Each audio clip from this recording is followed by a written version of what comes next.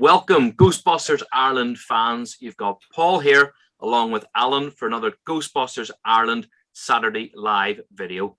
And we are very lucky this week. We have Mr. Sean Adams, also known as Blindwolf Cosplay, with us. Thank you very much, Sean, for agreeing to come on and have a chat with us today. You are very, very welcome. Yeah, no, thanks for inviting me. No, it's good. It's good. Good to have you. Definitely. So I think what we're trying to do, Sean, is really try and promote the positivity of the franchise. And, you know, we kind of want to hear from people, you know, what really got you into Ghostbusters and what are your earliest and fondest memories of Ghostbusters as a franchise? Yeah, no, well, basically, I mean, I was born in '86, so kind of I just missed out on the movies, but growing up, it was always the cartoons for me, the Saturday morning cartoons. It was either Ghostbusters or Teenage Mutant Ninja Turtles. They were the two that I went towards. Yeah. So it's kind of ingrained on me from an early age, if you like, to kind of like Ghostbusters in a way. And yeah, I mean, that's my earliest memory of it is literally Saturday morning around my grandparents watching the cartoon, and then kind of the movies came a little bit later on for me. Yes. Yes, it's exactly the same as for myself and Alan. It's the nostalgia behind it and the memories, such absolutely. good memories. And I always loved the equipment in Ghostbusters, and it was always a dream of mine to have a pack. And if a 6-year-old me could have saw the pack I have now, you know, it would have been crazy. Yeah.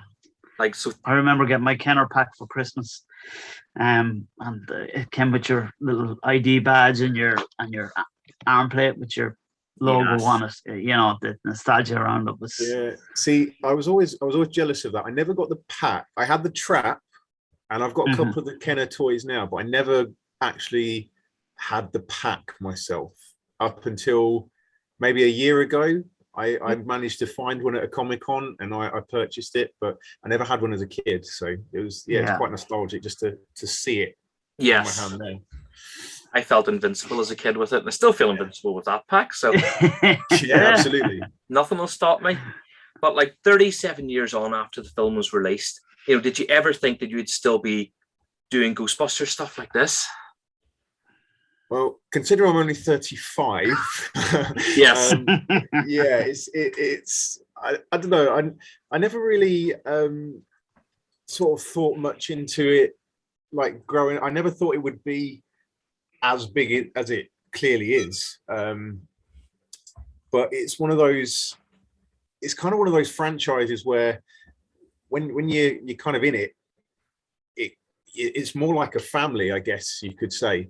You got loads of people around you into the same kind of thing, and it's just a great way to get together. I mean, I don't really kind of follow trends or anything like that, so for me it's literally I just like what I like. So it wouldn't bother me even if Ghostbusters was as popular or not as popular or anything like that. It's just I just enjoy it. I love it, and that's pretty much it. Yes. No, totally. And what brought you to start actually building Ghostbusters props? Like, and do you have an artistic background, or do you have any previous experience? I do have an artistic background. I didn't go to like college or anything like that, but all through high school and things like that, I was always designing. So yeah, it's kind of I have got a more artistic background, but it's just something I'm passionate about. And when you're passionate about something, I get into it and kind of focus all my energy on it. And I mean, initially, how I got into it was I wanted these props for myself. I had no initial intention of sort of getting a business set up and selling these things as much as I do, but it progressed from the old cardboard boxes stuck to a rucksack, and then it's now gone into 3D printing where I can get detail that I could never imagine getting as a kid in some props that I build. And yeah, it kind of is progressed from a kind of Stranger Things moment, if you know that reference, Yes. into Yeah, absolutely, the kind of yeah, and kind of into the level that I actually want it to be at now. So yeah. Yeah.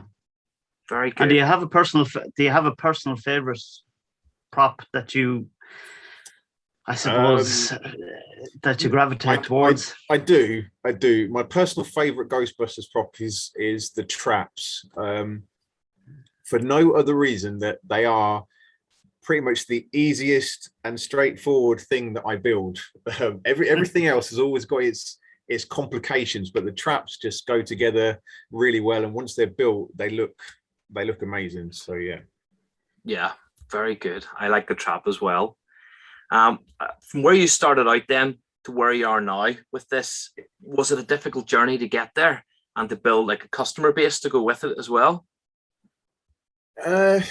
See, when I started, I had no idea I would get the kind of fan base I actually have now. I mean, I wouldn't exactly say my fan base is particularly big, but it's nice to have regular customers that come to me. Loyal. And yeah. Basically, the way I started out was, like I said, I initially wanted to build these things for myself, and that was where it was going. That's what I was going to do. And I caught the attention of a shop owner who really liked what I did, and I kind of teamed up with him for about a year to 18 months, and I was selling stuff out of his shop.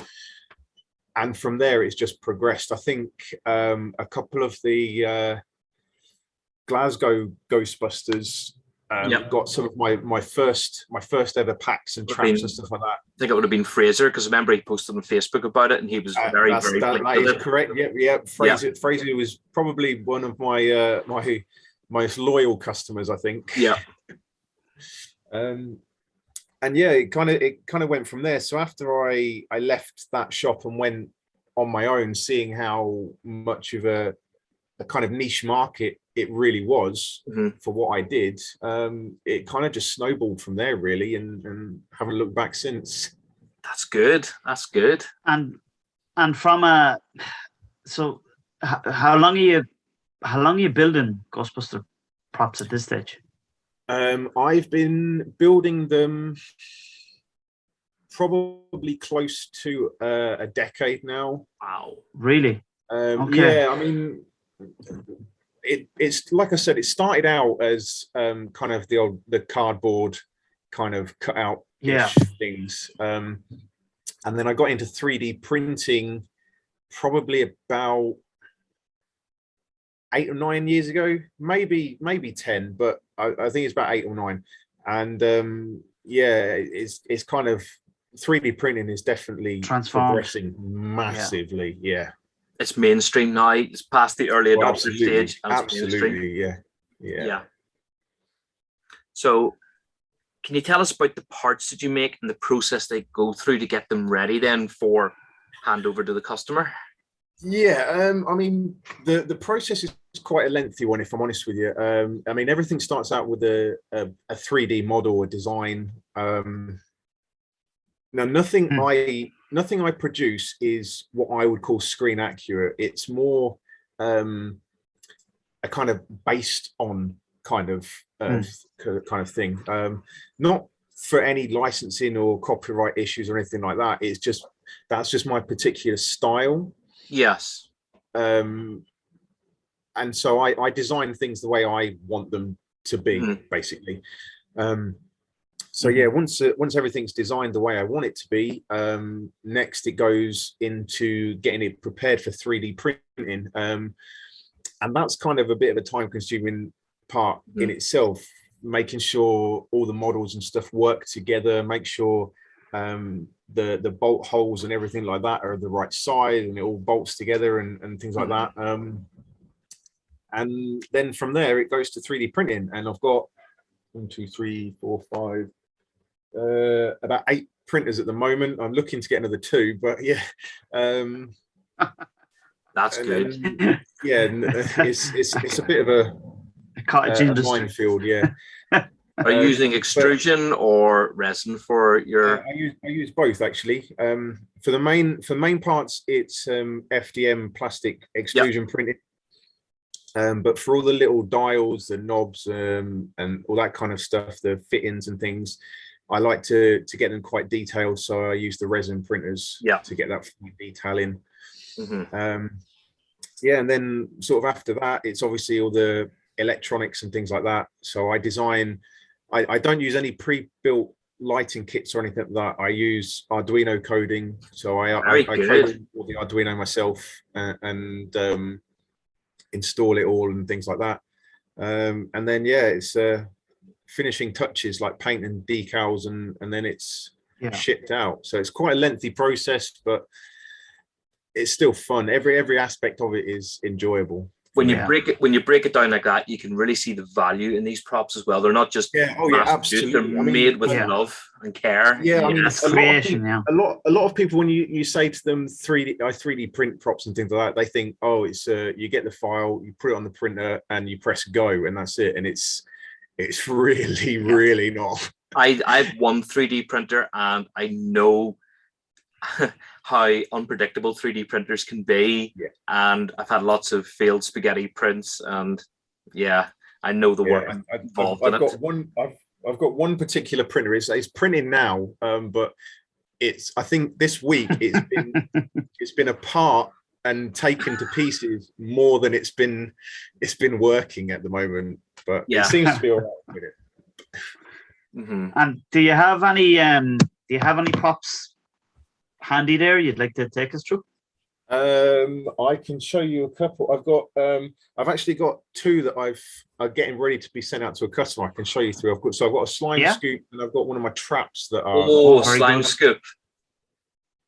Yeah, I can show you the slime scoop if you want. I can show you that. Yeah. Yes. Absolutely.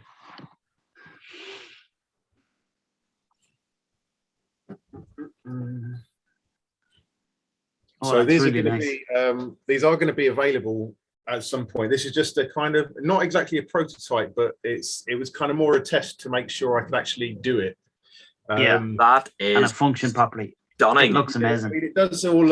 It does extend. It will wind in as well. Oh, it's excellent. This one it does light up. There we go. It's your number one Christmas boutique item. And then it does close up as well. So yeah, it's not bad. I've got the little I've got the torch on the front as well, so you can see. That's nice. That's very nice. Sound effects. I've got I don't know if you're going to be able to hear it very well, but it might be a bit hard to pick up. It is like a bubbling ooze. You can hear that, yes. Yeah. Stuff like that. So I'm just forwarding on my PayPal details as we speak. Yeah, so that's the kind of newest. That's really nice. Building. Wow, I'm very impressed with that.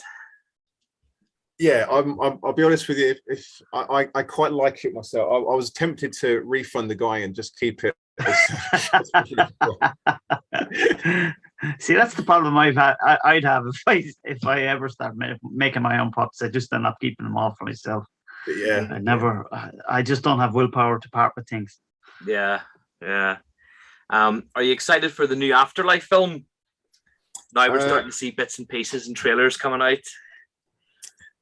I am, but I don't think I'm excited for all the same reasons that most people are. It's like, I mean, I am a bit of a movie buff, but at the same time, I'm not really a movie snob I think would be the correct term. I like watching movies for the pure and simple entertainment value. Yeah. I don't really care if it kind of follows on from previous films or anything like that. As long as it's entertaining for me and I'm not sat there twiddling my thumbs watching it, it's going to be a winner in my eyes. Yeah. And from what I've seen on the trailers, I think it's going to be a good film. Yeah, very good. There was a test screening at CinemaCon there during the week. Yeah, I did hear about that. Yeah, similarly, it went down very, very well. The And 2 hours, feedback 10 has minutes run time as feedback well. was fantastic. Wow. Yeah. And obviously, with a new movie, there's probably going to be potentially loads more props that you could potentially dabble in. Yes. And will you have any intention of making segues into new? I've already started. I'll be honest with you. Really? Yeah. I've got the pack mostly built here. Okay. And that is, I'm sure he won't mind me saying it, but that's going to be Fraser's new pack. Oh. Yeah. And I do have plans to do the RC trap, but unless there's anything else kind of more unique and stuff in the film, I think that's pretty much where I'm gonna be at for Afterlife. I could see a huge market for the RC trap. Yes. Yeah. I'm struggling to find a way to get it to be fully RC at the moment, because I don't go for the pre-built stuff, so I try and do everything myself. So trying to find an RC body and remote that works, and then also works my trap mechanism and all that kind of stuff, is proving a little bit difficult, but yeah. Build it off the Tamiya Lunchbox chassis and use a 5 or 6 channel 2.4 gigahertz set, because then you'll have spare channels for the servos to open and close the doors, and you'll have 2 channels for steering and your throttle. That's the problem I'm finding at the minute. I'm struggling to find a 5-channel wireless relay system that is going to work for me. That's the only problem I'm finding at the moment. Right. Yes. But even if I have to go the route of having a couple of different relay units, it might work. But yeah, that's the only thing stopping me at the moment. Just finding those relays. I like those sort of problems. You know, you'd be sitting thinking about it for days. The wife thinks problem with her, but no, you're trying to solve this problem. And the satisfaction when you finally land on the solution. And make it work. Absolutely. It's the same with the actual traps at the minute, because all my traps are wireless activated, and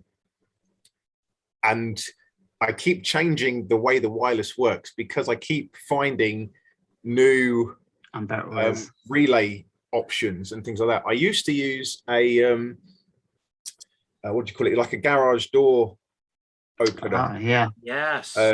It was amazing. It works brilliantly. But then I found a specific Arduino wireless chip that just plugs straight into the Arduino, and it works just as good, if not better, than having to buy one of these garage remotes, taking it apart and all that kind of stuff. It just works. Yeah. Brilliant. Absolutely brilliant. I love just the innovation that we have in this franchise, in this world. It's great to see. And did you want to see the Afterlife pack where yes, at the moment? You want to see yes.